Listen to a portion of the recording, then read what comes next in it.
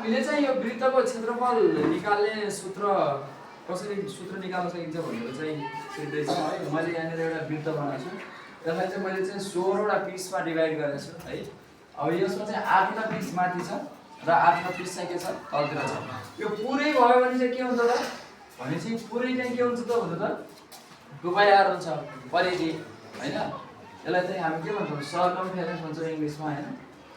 सर्कमफेरेन्स C बराबर 2πr हुन्छ। यो पुरै के यो पुरै चाहिँ 2πr हुन्छ। अब यहाँनिर माथितिर चाहिँ πr तलतिर पनि के त πr। अब यसलाई चाहिँ हामीले यो पिसेसहरुलाई चाहिँ के गरिरहेका छौं भन्दाखेरि यो चाहिँ रेक्ट्याङ्गल बनाउने कोसिस गरिरहेका छौं है। अब यो माथि 8वटा पिसलाई चाहिँ हामी तलतिर राखेका छौं यसरी हैन। अनि तलतिरको 8वटा पिसलाई चाहिँ माथितिर राखेका छौं हैन। अनि यहाँनिर तपाईको के छ भने एउटा पिसलाई चाहिँ हामीले बचाएर जस्तो 1 2 3 4 5 6 7 8 10 11 12 13 14 15वटा पिसलाई चाहिँ यसरी एरेन्ज गर्ने। अनि 16वटामा एउटा बचेको हुन्छ अनि त्यसलाई ठ्याक्कै बिचबाट काटेर त्यसलाई चाहिँ दुईवटा सानो सानो निकालेर चाहिँ दुईतिर यसरी के गर्ने त भन्दाखेरि फिल गर्दिने। अनि यो सिधा हुन्छ। अनि यो सिधा बनाइसकेपछि तपाईको यता πr भयो है, माथि πr भयो। किन πr भयो भन्दाखेरि तपाईको यो टोटल कतिवटाको छ माथि त भन्दाखेरि 8वटाको छ हैन।